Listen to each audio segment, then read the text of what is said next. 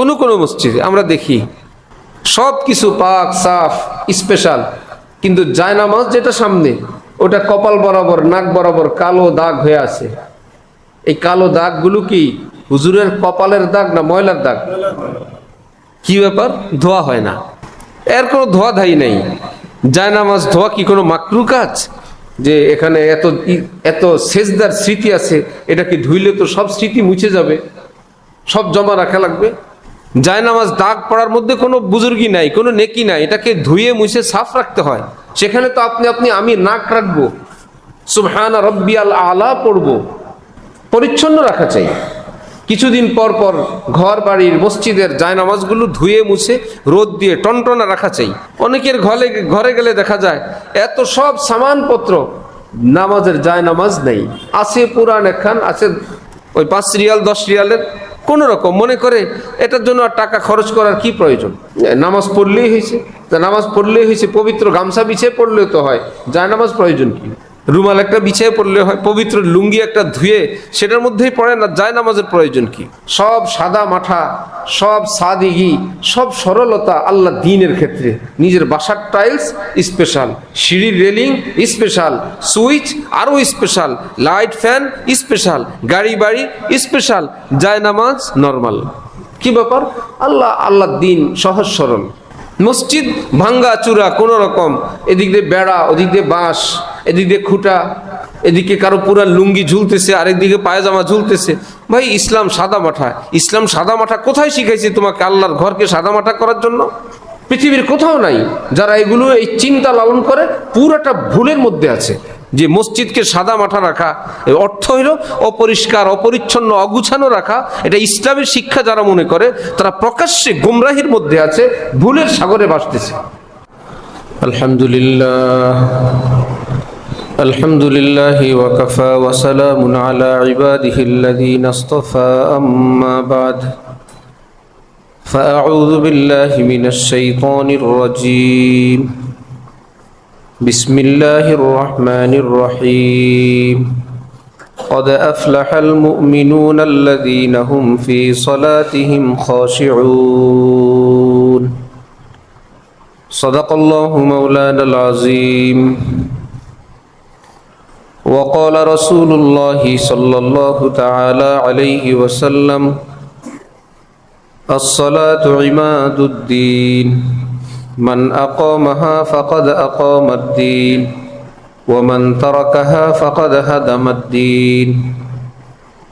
وقال رسول الله صلى الله تعالى عليه وسلم: جعلت قرة عيني في الصلاة.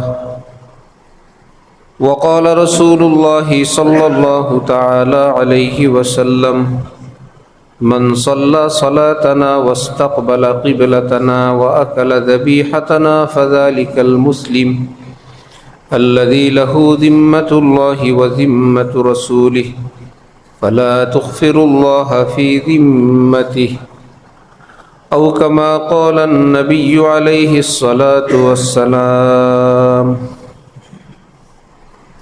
محترم মুসল্লিয়ান কিরাম, আমি আল্লাহ পাক রব্বুল আলামিনের পবিত্র কালামের অংশ বিশেষ তেলাওয়াত করলাম এবং হযরত রাসূল করিম সাল্লাল্লাহু আলাইহি ওয়াসাল্লামের কয়েকখানা হাদিস শরীফ পাঠ করলাম। আল্লাহ পাক কুরআন শরীফ এবং হাদিস শরীফের কামিল হেদায়েত আমাদের সকলকে নসিব ফরমান। আমিন। কোরআনে পাক, হাদিসে পাকের নূরে আমাদের জীবনকে সুন্দর করার, আলোকিত করার তৌফিক দান করেন। কোরআনে পাকের মহব্বত আল্লাহ পাক আমাদের সকলের অন্তরে দান করেন।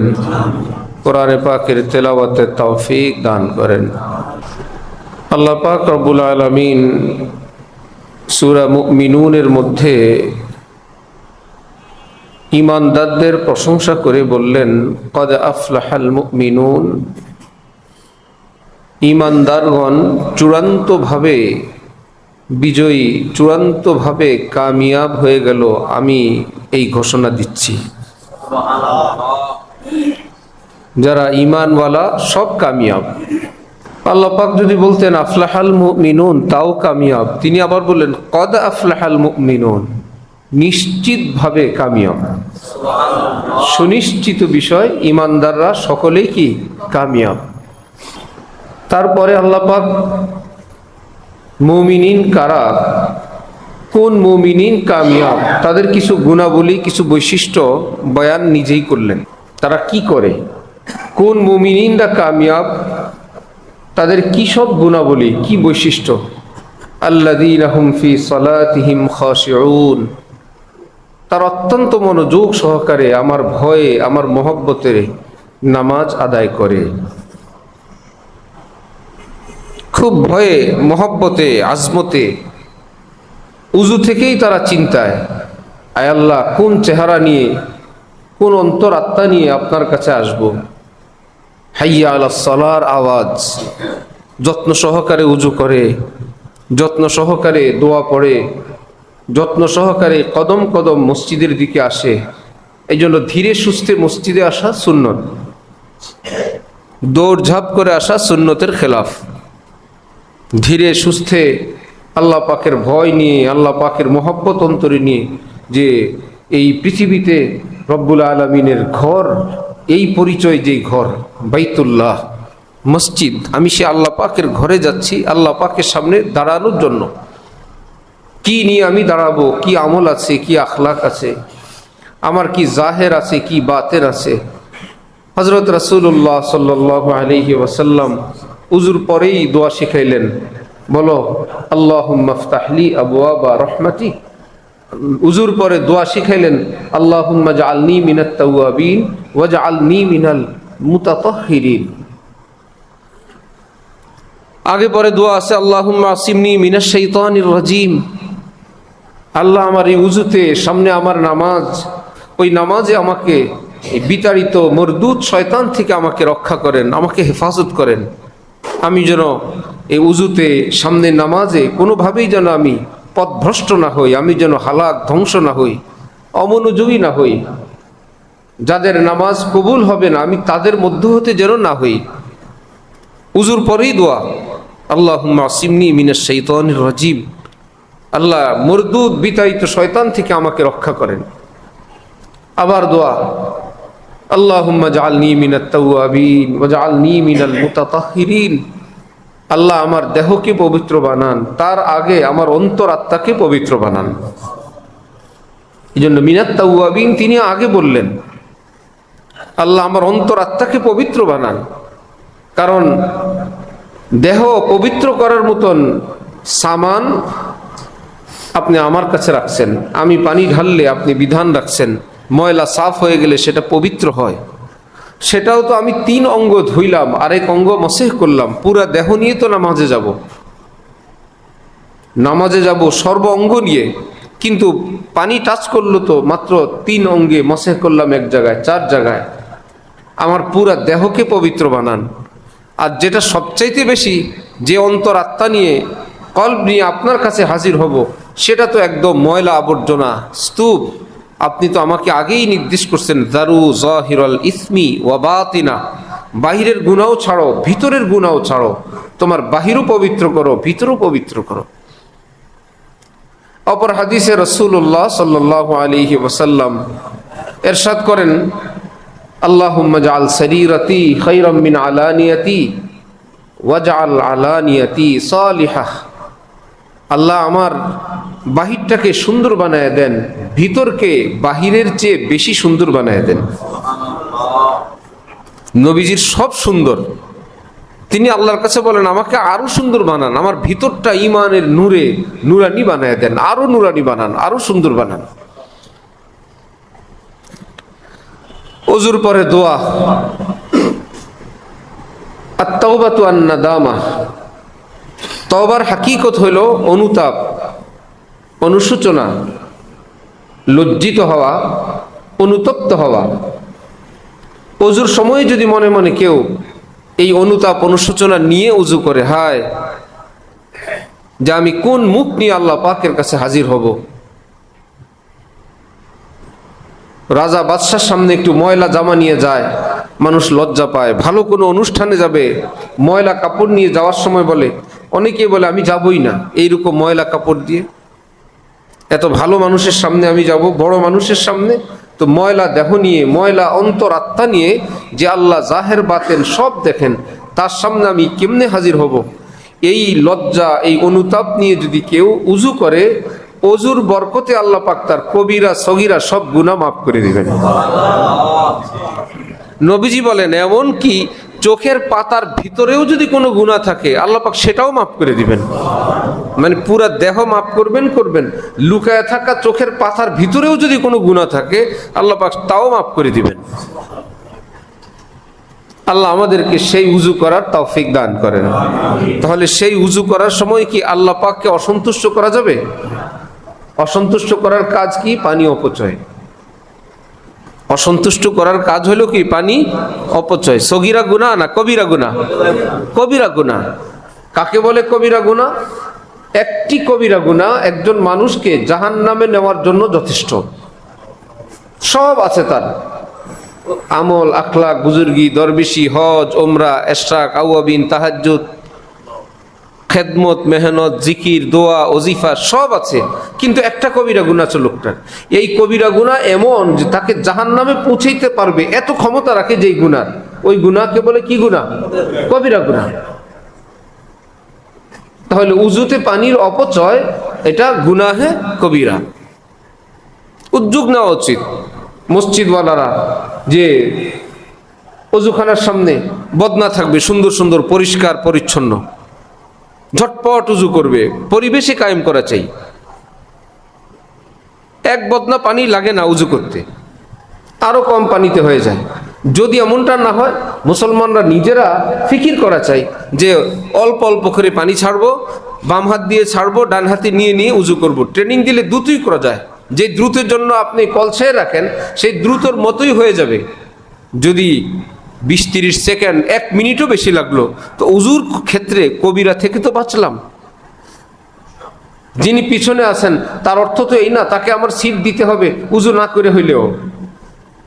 এমন কিছু যে আমার উজু যদি অর্ধেক হয় তাকে জায়গা দেওয়া উচিত না শেষ করে? তো শেষ করা যেরকম জরুরি, ঠিক এমনি ভাবে কবিরা গুনাহ থেকে বেঁচে উজু করাও তো জরুরি। এমন না যে আমি যদি পিছনে থাকি, আমি আপনি ওই ভাইকে কোনো ধরনের চাপ দিব, পেরেশান করব, বিরক্ত করব যে ভাই এটা করবেন না। মুখে আসলেই কথা বলতে হয় না, ভাই দরবেশি বাদ দেন, জলদি সাইড দেন, ভাই দরবেশি তো না, এ তো কবিরা গুনার ব্যাপার। তার মানে আমি সামনে থাকলেও ফিকির করব আর পেছনে থাকলেও ফিকির করব, আমার উজুটা যেন কামেল হয়, উজুটা যেন গুনাহ মুক্ত হয়। চেষ্টা করবো ইনশাআল্লাহ। এবং অঙ্গ প্রত্যঙ্গগুলো ভালোভাবে ডলে ডলে ধোয়া, ডলে ডলে ধোয়া সুন্নত। অনেক সুন্নত থাকে মুহাফিজে ফরজ, নাম সুন্নত, কিন্তু এই সুন্নতের বরকতে ফরজ আদায় হয়ে যায়। অর্থাৎ যেভাবে আমি আদায় করতেছিলাম যে 3 বার ধোয়া সুন্নত, সে 3 বার ধুচ্ছি, অথচ একবারেও আমার পরিপূর্ণ কোনই পর্যন্ত ধোয়া হয় নাই। আমি তো গুনতেছি 1, 2, 3, তা শুনছিলাম 2 বার ধোয়া সুন্নত, 3 বার ধোয়া আরো বড় সুন্নত, তা আমি এইভাবে 3 বার ধুইলাম। ঘটনাক্রমে 3য় বার আমার হাতের ঘষায় শুকনা একটা জায়গা ধোয়া হইল। তাহলে এই সুন্নতের মাধ্যমে কি সুন্নত আদায় হইল না ফরজ আদায় হইল? ফরজ আদায় হইল। সিকিউরিটি বেশি যে একবারে যদি না হয় দ্বিতীয়বারে তো হবেই, তৃতীয়বারে তো আশা করি কনফার্ম। এই 3 বার ধোয়া সুন্নত কিভাবে? 3 বার পানি দেওয়া সুন্নত না, 3 বার এমন ভাবে ধোয়া সুন্নত যে প্রত্যেকবার এমন, এর আগের পরের কোনো বার যদি আর নাও হইতো উজু হয়ে যেত। 1 নাম্বার, 2 নাম্বার, 3 নাম্বার, যেই কোনো একবার, প্রতিবার আমার এমন ভাবে ধোয়া হয় যদি আগের পরে আর কোনো আমি হাত নাও ধুইতাম, এই একবারেই আমার উজু হয়ে যেত। এইভাবে 3 বার ধোয়া কি সুন্নত, হাজিরা সুন্নত। 3 বার হাতে পানি নেওয়া, 3 বার দেওয়া, 3 বার মিলে একবার হয় নাই। কোনই শুকনা, এই শুকনা 3 বার হয়ে গেছে। এখন তো টেনশনে পড়ছে, 3 বারে বেশি ধোয়া তো জায়েজ নাই, আমার তো 3 বার শেষ। আসলে কি তার 3 বার হয়েছে না হয় নাই? একবারও হয় নাই। খামাখা পানি অপচয় করছে, বুঝে না। সব কিছু বুঝতে হয়, জানতে হয়, শিখতে হয়। হযরত সাহাবায়ে কেরাম রাসূলুল্লাহ সাল্লাল্লাহু আলাইহি ওয়াসাল্লাম নিজে উজু দেখাইতেন, প্র্যাকটিক্যাল দেখাইতেন, শিখাইতেন। উজু এভাবে করতে হয়, এভাবে নাকে পানি দিতে হয়, বাম হাতের বৃদ্ধাঙ্গুলি কনিষ্ঠাঙ্গুলি দিয়ে নাক পরিষ্কার করতে হয়, 3 বার নাকে পানি দিতে হয়, প্রত্যেকবার 3 বার আলাদা আলাদা নাক ঝাড়তে হয়। নাকের কাছে পানি নিয়ে ডান হাতের তালুতে নাকের কাছে নিয়ে হালকা করে একটু টান দিয়ে এবার বাম হাতের কনিষ্ঠাঙ্গুল এবং বৃদ্ধাঙ্গুল দিয়ে নাকের ভিতরে পরিষ্কার করে নাক ঝাড়া। কয়বার সুন্নত? পানি দেওয়া কয়বার? 3 বার। নাকে 3 বার পানি দেওয়া সুন্নত, 3 বার নাক ঝাড়াও কি সুন্নত। ইসলাম কত পরিচ্ছন্ন ধর্ম, সুবহানাল্লাহ। যেই ব্যক্তি উজুতে 3 বার নাকে এরকম সুন্দর করে পানি দেয়, 3 বার নাক ঝাড়ে, তার নাকে ময়লা থাকবে? নাকে ময়লা থাকবে না। নাকে পশম দিয়ে রাখছেন রব্বুল আলামিন, হালকা আর্দ্রতা ভিজা দিয়ে রাখছেন, বাইরের ধুলা বালি ডাস্ট সেটা যেন ভিতরে লাঞ্চি গিয়ে বান্দার ক্ষতি না হয়। সুবহানাল্লাহ সুবহানাল্লাহ বিহামদি। একটু ভিজা ভিজা রাখছেন, আবার বললেন যে এখানেও তো পরিষ্কার করার একটা ব্যাপার আছে। বান্দা বললেন আমার বান্দারা তো উজু করবে, নাকের ভিতরে ময়লা আবর্জনা সব পরিষ্কার হয়ে যাবে। তাহলে প্রত্যেকবার এমনভাবে ধৌত করা যে প্রতিবারেই যদি আমি আগে পরে না ধুই আমার এই ধোয়ায় উজু হয়ে যেত। এরকম কয়বার ধোয়া সুন্নত? এই ফাঁকে পানি নষ্ট না হয়, না কলের পানি নষ্ট হবে না হাতের পানিটা নষ্ট হবে। এই পানিটাকে যথেষ্ট বুদ্ধি করে জলদি জলদি, অর্থাৎ হাত ডলবো উপরে এবং কনুইটার সঙ্গেও হাতের ডলার একটা অংশ রাখবো পিছনের দিকে, কনুই উপরের অংশ। আর সর্বপ্রথম তো 3 বার হাত ধোয়া কি কবজি পর্যন্ত হাত ধুয়ে নেওয়া সুন্নত। যে অঙ্গ দিয়া সব শরীর ডলবো সে অঙ্গে যদি ময়লা থাকে, জীবাণু থাকে, কেসা নবী যে আগে তোমার যে অংশ যে অস্ত্র দিয়ে 2 হাতের তালু দিয়ে পানি নিবা, পানির মধ্যে হাউস হয়ে হাত ভরে দিবা, যা ইচ্ছা তাই করবা, চেহারা ধুইবা, সেখানেই যদি ময়লা থাকে তাহলে ময়লাটা আরো ছড়াবে। আগে কনফার্ম করো এই জায়গাটা একদম পবিত্র। নবী রসুলদেরকে আল্লাহ পাক রাখছেন মাসুম, যে তোমার মাধ্যমে উম্মত পবিত্র হবে, তোমার গায়ে গুনাহ থাকলে তো হয় না। সব নবী রসুলরা কি মাসুম, বেগুনাহ, সমস্ত গুনাহ থেকে তুমি পবিত্র করবা। তোমার মধ্যে যদি গুনার দাগ থাকে তাহলে হাত পবিত্র করবে অন্যান্য অঙ্গগুলোকে। হাতেই যদি ময়লা থাকে বললেন 3 বার হাত ভালো করে ধুয়ে নাও, ফ্রেশ করে একদম চকচকা। এইবার বিসমিল্লাহ। কুলি করতেও কোনো আনিজি নাই, নাকে পানি দিতেও আনিজি নাই, চেহারা হাত ধুইতেও আনিজি নাই, কারণ আমার হাত পরিষ্কার, হাতে যেন ময়লা না থাকে। অত্যন্ত যত্ন সহকারে উজু করা। উজুর শুরুতে বিসমিল্লাহ পড়া সুন্নত। উজুর শুরুতে বিসমিল্লাহ পড়া কি সুন্নত। সব ভালো কাজের আগে বিসমিল্লাহ পড়া সুন্নত, সব ভালো কাজের আগে। তাহলে সুন্দর উজু, অন্তরে নাদামত, অনুতাপ, অনুশোচনা, লজ্জানুভূতি। আমি আল্লাহ পাকের সামনে যাব, ধীরে ধীরে মসজিদে নামাজে আসলাম। রাসূলুল্লাহ সাল্লাল্লাহু আলাইহি ওয়াসাল্লামকে প্রশ্ন করা হলো, সওয়াল করা হলো, আইয়ুল আমালি আফজাল, কোন আমল উত্তম? কোন জায়গা আইয়ুল আমালি খায়ের, এই ধরনের প্রশ্ন অনেক আছে, আবার উত্তর ভিন্ন ভিন্ন আছে। কোন জায়গায় বলা আছে ওয়াক্ত মতো নামাজ পড়া, কোন জায়গায় আল্লাহর রাস্তায় খরচ করা, কোন জায়গায় মা বাবার সেবা করা, কোথাও জিহাদ করা। প্রশ্ন একই রকম, উত্তর ভিন্ন রকম। কোন আমল উত্তম? ঈমানের পর কোন আমল উত্তম?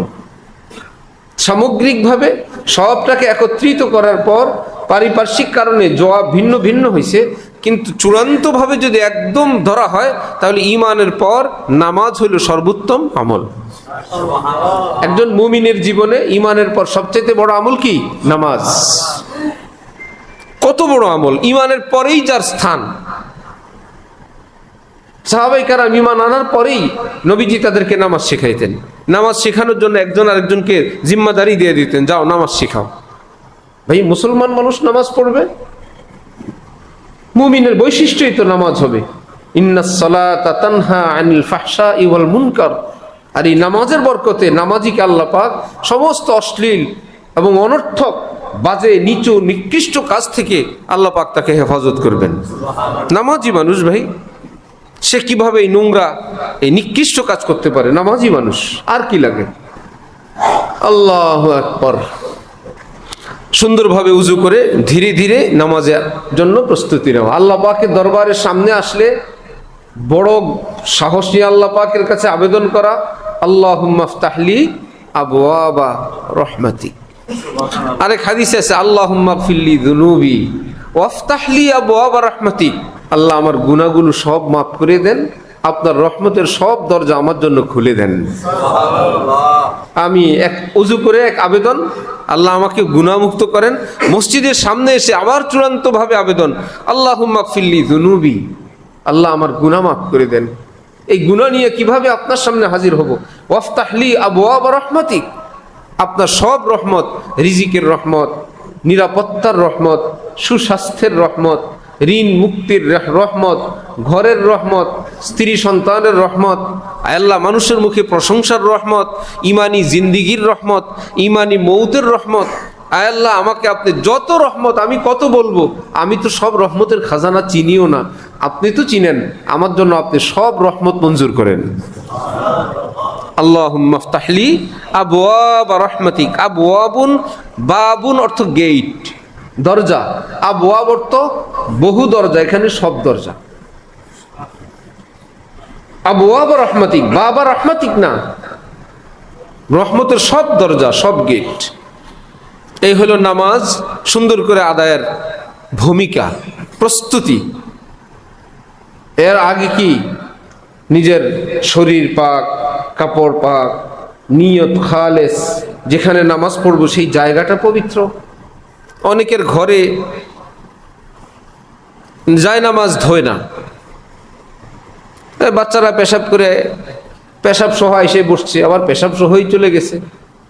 অথবা কেউ বাথরুম থেকে আসছে, তো অসতর্কতার কারণে তার পায়ের তালুতে পেশাবের ছিটা মিশ্রিত পানি ছিল, সে তো সেটাকে পানি মনে করে আসছে, সোজাসুজি আসছে, তো পা তো নাপাক, উজু হয়নি, আবার ওই ভিজা নাপাক পা দিয়ে যায় নামাজে উঠছে, তো যায় নামাজ তো নাপাক।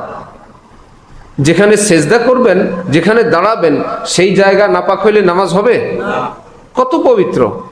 মসজিদে মসজিদে, কোনো কোনো মসজিদে আমরা দেখি সব কিছু পাক সাফ স্পেশাল, কিন্তু জায়নামাজ যেটা সামনে, ওটা কপাল বরাবর, নাক বরাবর কালো দাগ হয়ে আছে। এই কালো দাগগুলো কি হুজুরের কপালের দাগ না ময়লার দাগ? কি ব্যাপার? ধোয়া হয় না, এর কোনো ধোয়া ধাই নেই। জায়নামাজ ধোয়া কি কোনো মাকরু কাজ? যে এখানে এত এত সেজদার স্মৃতি আছে, এটাকে ধুইলে তো সব স্মৃতি মুছে যাবে, সব জমা রাখা লাগবে। জায়নামাজ দাগ পড়ার মধ্যে কোনো বুজুর্গি নাই, কোনো নেকি নাই, এটাকে ধুয়ে মুছে সাফ রাখতে হয়। সেখানে তো আপনি আমি নাক রাখবো, সুবহানা রাব্বিয়াল আলা পড়বো, পরিচ্ছন্ন রাখা চাই। কিছুদিন পর পর ঘর বাড়ির মসজিদের জায়নামাজগুলো ধুয়ে মুছে রোদ দিয়ে টনটনা রাখা চাই। অনেকের ঘরে গেলে দেখা যায় এত সব সামানপত্র, নামাজের জায়নামাজ নেই, আছে পুরান একখান, আছে ওই 5 রিয়াল 10 রিয়ালের, কোন রকম মনে করে এটার জন্য আর টাকা খরচ করার কি প্রয়োজন, নামাজ পড়লেই হয়েছে। নামাজ পড়লেই হয়েছে, পবিত্র গামছা বিছিয়ে পড়লেও তো হয়, জায়নামাজ প্রয়োজন কি? রুমাল একটা বিছিয়ে পড়লে হয়, পবিত্র লুঙ্গি একটা ধুয়ে সেটার মধ্যেই পড়ে না, যায় নামাজের প্রয়োজন কি? সব সাদা মাঠা, সব সাদিগি, সব সরলতা আল্লাহ দ্বীনের ক্ষেত্রে। নিজের বাসার টাইলস স্পেশাল, সিঁড়ির রেলিং স্পেশাল, সুইচ আরও স্পেশাল, লাইট ফ্যান স্পেশাল, গাড়ি বাড়ি স্পেশাল, যায় নামাজ নর্মাল। কি ব্যাপার? আল্লাহ দ্বীন সহজ সরল। মসজিদ ভাঙ্গা চূড়া কোন রকম, এদিক দিয়ে বেড়া, ওদিক দিয়ে বাঁশ, এদিক দিয়ে খুঁটা, এদিকে কারো পুরা লুঙ্গি ঝুলতেছে, আরেকদিকে পায়জামা ঝুলতেছে। ভাই ইসলাম সাদা মাঠা। ইসলাম সাদা মাঠা কোথায় শিখাইছে তোমাকে আল্লাহর ঘরকে সাদা মাঠা করার জন্য? পৃথিবীর কোথাও নাই। যারা এগুলো এই চিন্তা লালন করে পুরাটা ভুলের মধ্যে আছে। যে মসজিদকে সাদা মাঠা রাখা অর্থ হইল অপরিষ্কার, অপরিচ্ছন্ন, অগুছানো রাখা। এটা ইসলামের শিক্ষা যারা মনে করে তারা প্রকাশ্যে গুমরাহির মধ্যে আছে, ভুলের সাগরে ভাসতেছে। মসজিদ রাখা চাই আল্লাহর ঘর। এটা কি আমাদের ঘর না আল্লাহর ঘর? কত সুন্দর রাখা চাই, কত শানদার ব্যবস্থা রাখা চাই। তোমার ঘরে হাত ধোয়ার জন্য হ্যান্ড ওয়াশ আসে, মসজিদে বাথরুমের সামনে একটু সাবানও থাকবে না? এখানে তো পবিত্রতার সেন্টার। সেটা ডাইনি টিস্যু, বায়ে টিস্যু, মাথার উপরে টিস্যু, বিমানের মতন চতুর্দিকে কেবল বিমানের ওয়াশরুমের জন্য, কোন টিস্যু যে কোন কাজের, এত আইটেমের টিস্যু দেওয়া বুঝাই মুশকিল। মসজিদে কোন রকম পেশাব করে ইস্তিনজা করে একটু পবিত্র হবে, ওই টিস্যুটুকুন নাই। এটা মসজিদ কর্তৃপক্ষ দিতে পারে, কোনো মুসল্লি দিতে পারে, মহল্লায় আল্লাহ পাক যাদেরকে টাকা পয়সা দিচ্ছেন তারা নিজেরা কর্মচারী রেখা, যে আমার বিশাল শিল্প কারখানা, এই কর্মচারী, একজন কর্মচারী আমার পক্ষ থেকে, মসজিদের খাদেম না, যারা যা খেদমত করবেন আমার পক্ষ থেকে আল্লাহর মসজিদের দেখাশোনা করবে, খেদমত করবে। কিন্তু সেই খেদমত তো হয় না। যার একটু টাকা পয়সা পাওয়ার বেশি, উনি আলাদা খেদমত না, আলাদা একটু মাতাব্বুরি এবং বেয়াদবি হইচই করার জন্য প্রস্তুতি নেয়। যে যা বলতে পারে না উনি আইসা, এটা কেন হলো না, সেটা কেন হলো না, কোথায় মুয়াজ্জিন সাহেব, কোথায় ইমাম সাহেব, কি ব্যাপার, এত লাভ মারে, কিছু টাকা মসজিদে দেয় ওই জন্য, যাতে হাব ভাব দেখলেই মহল্লা সবাই মনে করে উনি মসজিদ কর্তৃপক্ষের কেউ। আসবে পরে জোরে একটা আওয়াজ দিবে, মুয়াজ্জিন সাহেব ফ্যানটা ছাড়েন, নতুন কোনো মানুষের সাথে কথা বলতে পারবে না, তাহলে উপস্থিত সবাই বুঝবে উনি খুব পাওয়ারফুল জাদ্রের লোক। দেখেন না শেষ মাথার থেকে মুয়াজ্জিন সাহেবকে কিভাবে ডাক মারে। এই ডাক মারা কি ওনার জন্য ইবাদত না গুনাহ? গুনাহ সবটা। কারণ এই ঘর তো গোলামির ঘর, জমিদারের বড়ত্বের ঘর না। রব্বুল আলামিন নিজাম করছেন, যে যখন আসবে তার বসার সিরিয়াল তখন। এটা আমার দরবার, এটা সভাপতির ঘর না, এটা সেক্রেটারির জায়নামাজ রাখতে পারবে না এখানে, যে সভাপতির জায়নামাজ, সেক্রেটারি সাহেবের জায়নামাজ। তাহলে তো তোমার গোলামি হইল না। একটু পরেই তো তুমি বলবা ইয়াকা নাবুদু, আমি, আমার ফ্যামিলি, আমার মা বাবা, আমার ভাই বেরাদার, আমরা কমিটি, আমরা সবাই আপনার গোলাম। এই ইয়াকা নাবুদু, আল্লাহ আমরা সকলেই মিলে আপনার গোলামি করি। তাহলে ওই আওয়াজটা মালিকের দরবারে কি গোলামের মতো হইল? বিকট আওয়াজটা কি গোলামের মতো হইল না মাতাব্বরের মতো হইল না? এটা মাতবরির জায়গা না, এটা গোলামির জায়গা। হযরত ওয়ালা করাচি আমাদের দাদা শায়েখ হজ করতে গেলেন, তো বয়স্ক মানুষ, এত বড় শায়েখ, আল্লাহ, তো সাথী সঙ্গীরা ডাইন বাম থেকে একটু পাহারা দেয় হযরত ওয়ালার গায়ে কারো ধাক্কা না লাগে। হযরত বললেন, হটো, ইহা তো ধাক্কা খানে মে মজা হ্যায়, ইহা তো মজা ধাক্কা খানে মে হ্যায়। আরে শরমিয়া, এখানে পাহারাদারি করো না, আল্লাহর দরবারে আসছি, এখানে ধাক্কা খাওয়ার মজাই ভিন্ন। এখানে শাহসাবগিরির জায়গা না, পিসাব হওয়ার জায়গা না, এখানে এখানে আল্লাহর বান্দারা আসছে, একে আরেকজনকে এরকম গায়ে লাগবে, সবাই মহব্বতের আতিশয্যে, মহব্বতের চোটে বেকুল অস্থির হয়ে আগাবে। একজন আরেকজনের সঙ্গে একটু ধাক্কা লাগতেই পারে, এখানে পিসাব হওয়ার জায়গা? সরো, আমার জুতা আমাকে বহন করতে দাও। ইহা তো মজা ধাক্কা খানে মেহে। তাহলে আল্লাহর ঘরের মধ্যে সেখানে কি বাহাদুর হওয়ার মধ্যে মজা না গোলামির মধ্যে মজা? हम खाक नशीनों को मुस्नद पे न बिठाओ, ये इश्क की तौहीन है, एजाज नहीं है।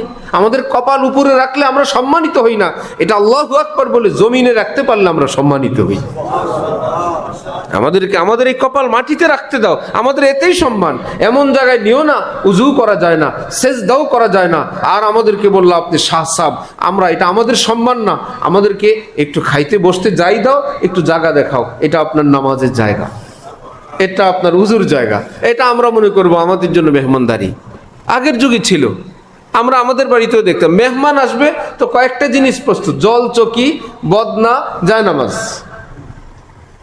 ছিল তো আমাদের বাড়িতে। আমার এখন মনে পড়ছে, মেহমান আসবে তো সবাই জল, চকি, কিসে বসে মেহমান উজু করবেন?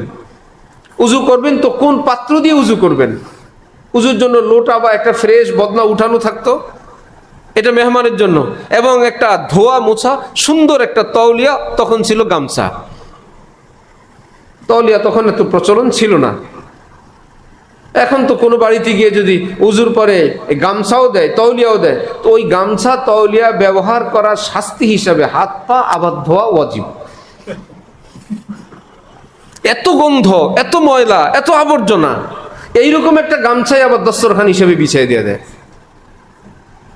হুজুর আসছে, দস্তরখান ছাড়া খাবার কেমনি দিবে? এই জন্য হুজুরের সামনে একখান দস্তরখান কোমরের থেকে খুলে বাস টান টান করে দিয়ে দিল। সুন্নতের বাইরে তো যাওয়া যাবে না। কোমরের গন্ধ, গামছা অর্থ গা মোছা, হাত মোছা, পা মোছা, নাক মোছা, সবটা মিলে কি গামছা। গা মোছা, হাত মোছা, পা মোছা, নাক মোছা সমান সমান গামছা, দস্তরখান বানায় দিল। গন্ধ আসতেছে, দস্তরখান তো গন্ধ না, ওটা তো চকচকা হবে, ফ্রেশ হবে, অর্থাৎ এটা খাবারের সম্মানার্থে বিছানো হইলো। ওয়াফিস সামাই রিজকুকুম ওয়া মা তুআদুন, তোমাদের রিজিক আসমানে থাকে, সেখান থেকে আল্লাহ পাক বরাদ্দ করে আসমান থেকে রিজিক পাঠাইছেন। সেই খাদ্যের সম্মানার্থে এক্সট্রা সুন্দর কোন কাপড়। পাশাপাশি আরেকটা কারণ, যদি খাবার পড়ে যায় নির্বিঘ্নে অসংকোচে যেন সেখান থেকে উঠায়ে মুখে দিতে মানুষ পারে, কোনো অসুবিধা নেই। ফ্রেশ একটা জায়গায় পড়ছে, এখন উপরে পড়ছিল তো ভালো জায়গায়, নিচে যেখানে পড়ছে যে বাবা, ওখান থেকে উঠে মুখে দেওয়া যাবে না, রুচিতেও আসে না এবং সেটা স্বাস্থ্যসম্মতও না। এরকম জিনিসকে দস্তরখান বানানো ঠিক না। তো আপনাদের গামছার বদনাম করলাম, যারা আমাদের পার্টির লোক, হুজুর পার্টি, বাংলাদেশ হুজুর পার্টি, যারা আমাদের পার্টির লোক, আমাদের মধ্যে আমরা হঠাৎ হঠাৎ এমন জায়গা পাই, দস্তরখান খুলছে, এমন একটা বাজে গন্ধ বের হয়েছে, সবাই এটা মেনে নেয় যেহেতু সুন্নত খুলছে। এখন গন্ধ কি সুন্নতের গন্ধ না নোংরামির গন্ধ? ভাবতেছে ভাই সুন্নতের আইটেম খুলছে, থেকে তো গন্ধ আসবে, আপনি আবার কোন হুজুর আসছেন? এখন সুন্নতের রেকজিন খুলছে, দস্তরখান খুলছে, একটু ময়লা থাকবে না? আরেক গ্রুপ আছে, রেকজিন যেভাবে বিছানো আছে ময়লা, এটাকে পরিষ্কার করবে, তো ময়লা অবস্থায় এটাকে মোড়ায়, মোড়ানোর কারণে ময়লা কয় পিঠে যায়? দোনো পিঠে। নিচের পিঠটা ছিল পরিষ্কার, এবার মোড়াইতে মোড়াইতে এই পিঠ, ভিতরের পিঠটা ছিলই, এখন দোনো পিঠ ময়লা। এবার কোথায় রাখবেন, কোথায় বিছাবেন, কোথায় পরিষ্কার করবেন? এখানে রেখেই পরিষ্কার করতে হয়। যদি না হয় এই মাথা ওই মাথা টান দিয়ে যাতে ভিতরের পেজটা একত্রে থাকে, ভিতরের পিঠটা, তাহলে এই মাথা থেকে ওই মাথা যতটুকু সম্ভব এই ভিতরের পিঠটা একত্রে করে খুব সযত্নে উঠে এক জায়গায় নিয়ে পরিষ্কার করেন। এতটা সাফ সুতরা করা চাই। হুজুর পার্টি যেহেতু বললাম, এখানে ময়লা হয় কয়েক কারণে, এর মধ্যে এক কারণ হলো যেই কাপড় দিয়ে দস্তরখানটা মুছে ওর গায়ে প্রচুর ময়লা, সেটার থেকেই গন্ধ ছড়ায়। যেমন ঘরের মধ্যে, যেই ঘরওয়ালাদের বাথরুমের মধ্যে একদম সেখানে বিভিন্ন ধরনের স্প্রে লাগানো, বাথরুমের কমোড কত পরিষ্কার, প্যান একদম চকচক করে, সেই রুমের, সেই ঘরের রান্নাঘর, এর মধ্যে একটা ময়লার বালতি, সেটা হলো দুনিয়ার ময়লা। গুরুত্বপূর্ণ পয়েন্ট কি, বাথরুম না রান্নাঘর? বাথরুম পরিষ্কার, রান্নাঘরে গন্ধ। কি ব্যাপার, এত গন্ধ, পুরো বাসায় প্রবেশ করা যায় না? খোঁজ নিয়ে জানা গেল ওই বাথরুমের কি বালতি ময়লার, ময়লাগুলো তো যায় আসে, কিন্তু বালতি বেচারা কখনো ধোয়া হয় না। একে প্রতিদিন ধোয়া চাই। ময়লা আবর্জনা, মাছ গোশতের অংশ, সেটা খানিকটা থাকলেও এটা খুব বাজে গন্ধ হয়। আর শহরের রুমগুলো তো সব কনজাস্টেড, পুরা রুম গন্ধ। নবীজি বলেন নাজিফু আফনিয়াতা বুয়ুতিকুম, যারা আমার উম্মত তোমাদেরকে বলছি, তোমার দেহ, তোমার চেহারা, তোমার মুখ, তোমার দাঁত, জিহ্বা, মাড়ি, তোমার গায়ের গেঞ্জি, পোশাক, তোমার বিছানা, বেড কভার, আশপাশ, ঘর, ঘরের কোনাকানি, খাটের নিচ তো পরিষ্কার হবেই, ঘরের বাইরের আঙ্গিনাও যেন পরিষ্কার থাকে। তুমি তো আমার উম্মতি লাগো, তোমার ঘরে আঙ্গিনা দেখলেই যাতে বোঝা যায় এটা মুসলমানের বাড়ি। দেখো না ঘরের আশপাশ কত পরিষ্কার, মুসলমানের বাড়ি। এখন এই বাড়ি সেই বাড়িওয়ালাকে, সেই বাড়ি এই বাড়িওয়ালাকে, জানালা দিয়া বাচ্চারা কলা ছিলকে ফেলছে, বাচ্চারা ফেলবে নাকি বুড়া মানুষ ফেলবে? বাচ্চাদের কাজে মোবাইল ফেলা দেয় যেই মানুষ, কলা ছিলকা তার কাছে কোনো ব্যাপার হইলো? ঘরের সামান পাওয়া যায় না, সব গিয়ে দুই বাড়ির মধ্যখানে। একটা সময় থাকে বাচ্চাদের এমন।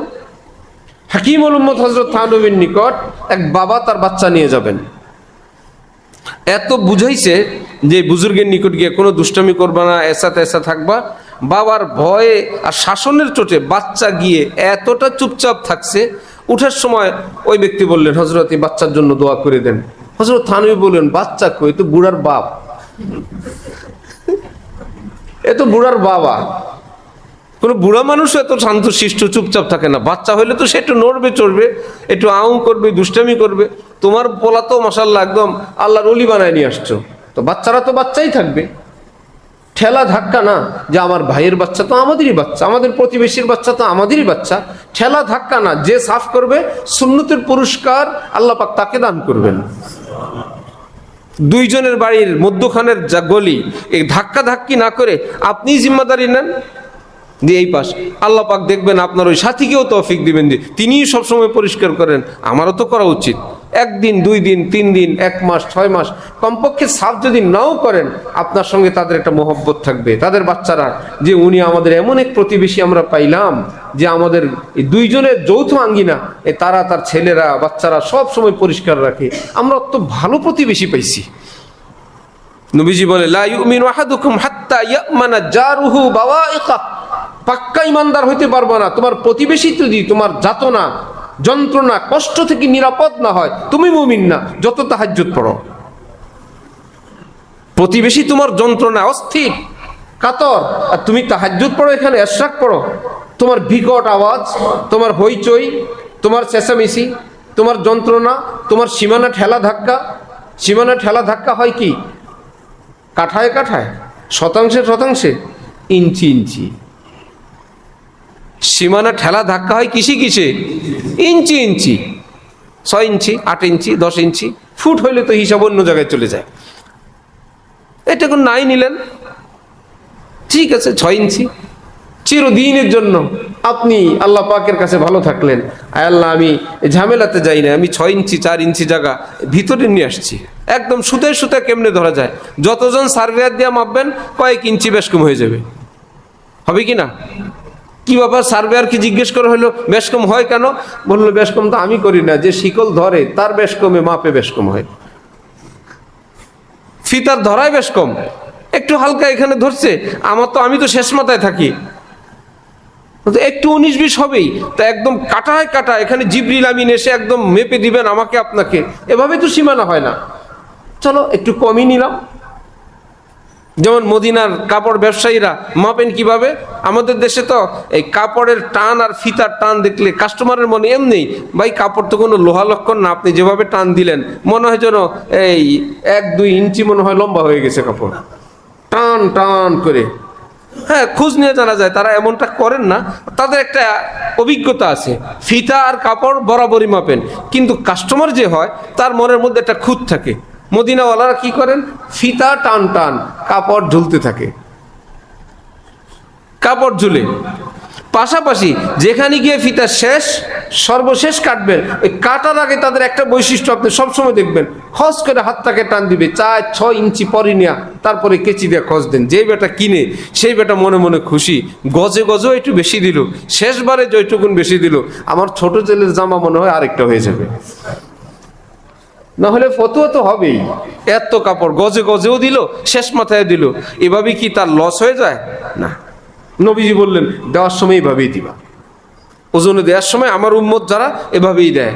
আল্লাহ, খরিদ্দার আসলো তো এইরকম পাল্লা কায়দ করে একটু বেশি করে দেয়। বাচ্চা গিয়ে, পুরুষ গিয়ে বাড়িতে বললো এমন এক লোক থেকে আজকে কিনছি, আরে আজকে তো 5 কেজি না, মনে হয় 5.5 কেজি দিয়ে দিছি।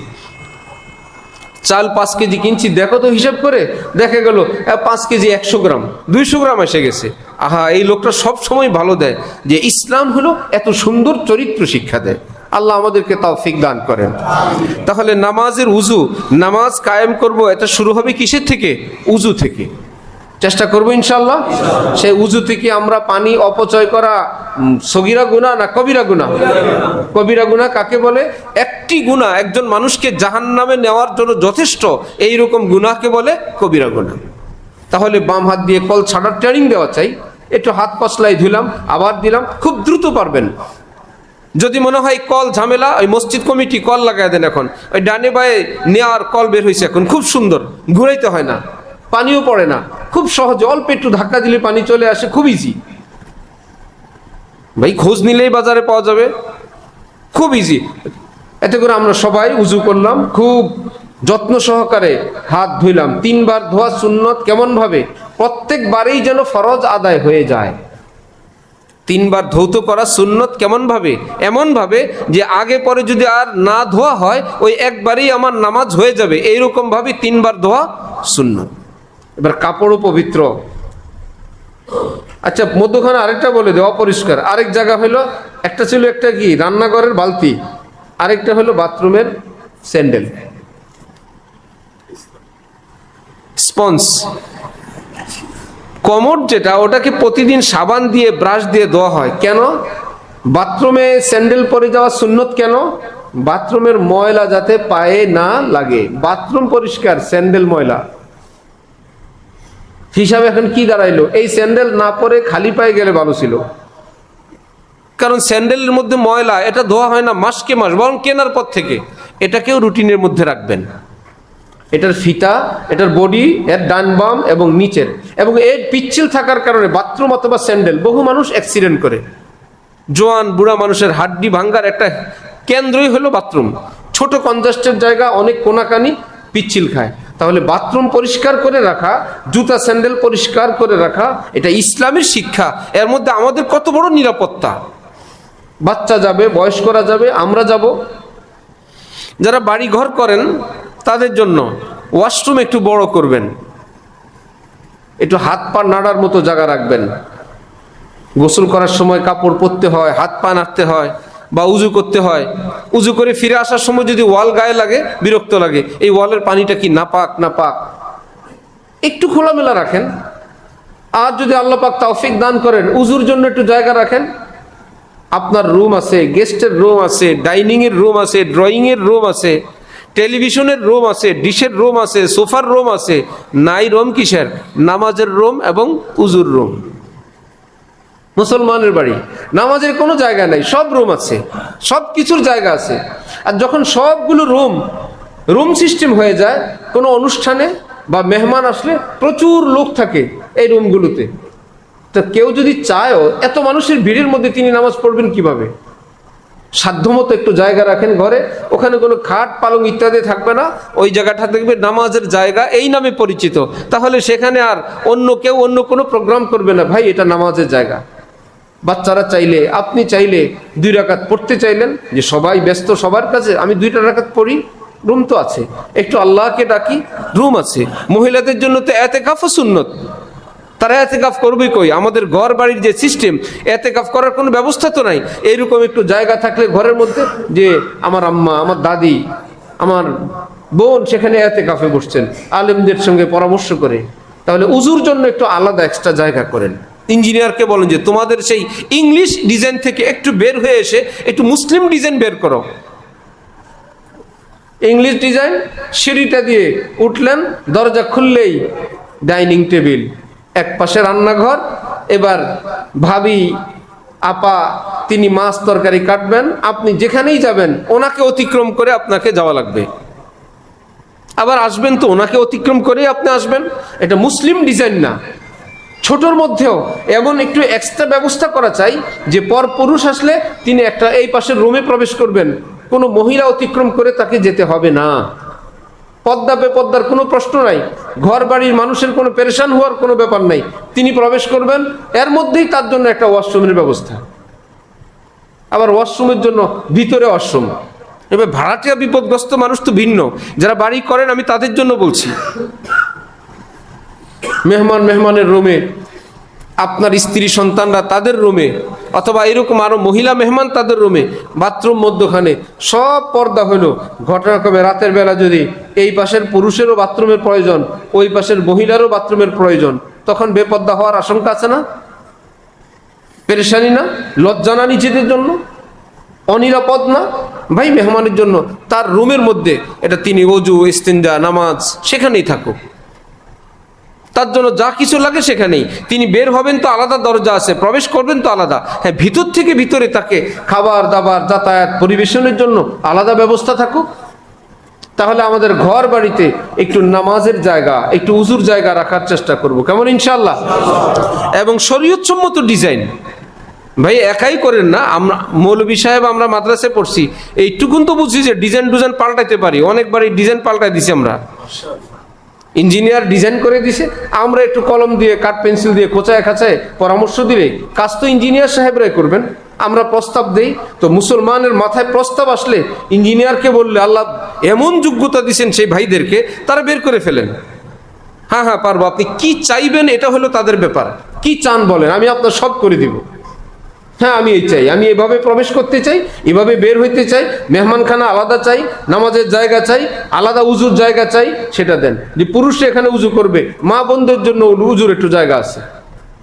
আমার শায়েখ হযরত ওয়ালা ঢালকানগর সহ আমরা হারামাইন শরীফাইনের সফরে আল্লাহ পাক বারবার যাওয়ার তৌফিক দিয়েছেন। সেখানে কোনো বিষয় দেখলে শিক্ষণীয়, হযরত বলতেন এটা নোট করো, যে ভাই দেখো একজন মানুষ উজু করতে গিয়ে এতটা ছোট উজুখানা, বসার জায়গাটা কোন এক জায়গায়, তো পা ধুইতে গেলে একদম চিত হয়ে পড়ে গেছেন একজন ভারী মানুষ।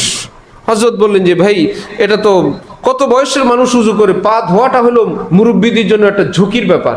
আমরা যখন আমাদের মাদ্রাসা করব, হযরত বলতেন যে আমাদের জামিয়া হাকিমুল উম্মত করলে উজুখানা হেলান দেওয়ার ব্যবস্থা রাখবো, যাতে কেউ আরামসে পা ধোয়ার সময় চিত হয়ে পড়ে যাওয়ার কোনো ভয় না থাকে। আয়েশা করছেন ছাত্রদের জন্য উজুখানা, কিন্তু উজুতে বসার হেলান দেওয়ার ব্যবস্থা, যে আরামসে পা ধোন, আপনি কোনো আতঙ্ক আশঙ্কা নাই, পিছনে তো মজবুত হেলান দেওয়ার জায়গা আছেই। তো সেটা আমরা ঘর বাড়িতেও করতে পারি, মসজিদে আল্লাহ তৌফিক দিলে সেখানে করতে পারি। শুধু প্ল্যান পরিকল্পনা দেওয়ার লোক নাই, এগুলো বলার লোক নাই। হারুত মারুত, এজুজ মাজুজ, এবং মাঝে মাঝেই জিহাদ ফরজ হয়ে যায়, এক্ষুনি বাইতুল মুকাররম যাওয়া ফরজ, 10-12টা গাড়ি অ্যাটাক করে হামলা করে দেওয়া, মনে হয় এটা আমাদের কর্তব্য, এগুলো বুঝে ভালো। কিন্তু নিজে দিনদার হওয়া, নিজে একজন মানুষের মতো মানুষ হওয়া, এই জীবন এর চর্চা আমাদের সমাজে একদমই কম। আল্লাহ আমাদেরকে তৌফিক দান করেন। তাই ঘর পরিষ্কার, ঘরের ভিতরে সব সামানপত্র পরিষ্কার। অনেকের সুকেস ইত্যাদির উপরে এই পরিমাণ ধুলাবালি জমে, বাইরের থেকে ধুলাবালি দাওয়াত দিতে হয় না, ওই ধুলাই তারা রুগী। আমার ঠান্ডার জন্য আমি থাইল্যান্ডে গেলাম, থাইল্যান্ডের ডাক্তার আমাকে দেখে হাসে আর বলে, ঢাকা বাংলাদেশ ডাস্ট, তোমাদের হলো ধুলার দেশ। কি মানে? বলে ওই যে তোমাদের লাঞ্চ এই অধিকাংশই ধুলায় শেষ, ধুলার আবর্জনা। তা আমরা এত বড় বদনামের দেশ হয়ে গেলাম, তার মানে সেই বেচারা এরকম বহু রুগী পাইছে যেগুলো এই লাঞ্চের মধ্যে পরিবেশগত ধুলাবালি ইত্যাদির কারণে এমন। তাহলে ঘর বাড়ির এই ছাদ, বিভিন্ন সুকেস আলমারি ইত্যাদি, সেটার উপর আবার খাটের নিচ, আবার চিপা, আবার বেড কভার, বালিশের চাদ, বালিশের কভার ইত্যাদি সব যদি পরিষ্কার থাকে, রান্নাঘর পরিষ্কার, জুতা স্যান্ডেল পরিষ্কার, সেই মানুষগুলো যদি হয় ইমানদার, সেই ঘরটা যদি হয় নামাজিদের ঘর, সঙ্গে যদি হয় আদব আখলাক সালামের ঘর, সঙ্গে যদি হয় দস্তরখান বিছায় খাবারের ঘর, ডান হাত উভয় হাত ধোয় তো বিসমিল্লাহ বলে খাবার শুরু করে, বিসমিল্লাহ ওয়ালা বারাকাতিল্লাহ, খাওয়ার পরে যদি বলে আলহামদুলিল্লাহ, স্বামী এবং বাচ্চারা যদি মাকে বলে মা জাযাকাল্লাহ, রান্না অনেক মজা, আল্লাহ পাকের শুকর, জলদি আবার মা প্রস্তুত করে দিলেন, বাচ্চারা নামাজে চলে গেছে, স্বামী নামাজে গেছে, সেই মা হাজার কষ্টের পর মনে করে এইরকম ফেরেশতা নামক এই মানুষগুলোর ঘর আমি করতে পারি, তাদেরকে রান্না করে খাওয়াই, আমার জীবনটা সার্থক। এইরকম কিছু মানুষের ঘর আমি করি, কি নিষ্ঠুরদের জীবন আমাদের। মুফতি শফি সাহেব রহমতুল্লাহ আলাই এক বাসায় গেলেন, গিয়ে খাবারের প্রশংসা করলে ভিতর থেকে কান্নার আওয়াজ। কি ভাই তোমার বাসার মহিলা কান্দে কেন? ভিতর থেকে সেই মা আওয়াজ দিয়ে বললেন, আমি 30 বছর এই ফ্যামিলিতে আমি থাকি, সারা বছর আমি শুনতে থাকি আমার রান্না মজা হয় না, এই 30 বছরে প্রথম হে আল্লাহ ওয়ালা আপনার মুখে শুনলাম আমার রান্নাটা আপনার কাছে ভালো লাগছে, এই আনন্দে আমি কান্না করি যে আমার জীবনে একজন মানুষের মুখে ভালো লাগছে। এই নিষ্ঠুর নির্দয়ের মতন সেই মানুষটার হাতের রান্না জীবন ভর খেলাম, একবারও বললাম না আল্লাহ পাক তোমাকে সুস্থ রাখেন, তোমাকে যাজায় খায়ের দেন, রান্নাটা খুব ভালো লাগলো, খুব মজা লাগলো। এটাও জিন্দেগির একটা আদব। আল্লাহ আমাদেরকে তৌফিক দান করেন। قد أفلح المؤمنون الذين هم في صلاتهم خاشعون। আল্লাহ পাক তৌফিক দিলে আরেক জুমায় বাকি আলোচনা করব ইনশাআল্লাহ। ওয়া আখিরু দাওয়ানা আলহামদুলিল্লাহি রাব্বিল আলামিন।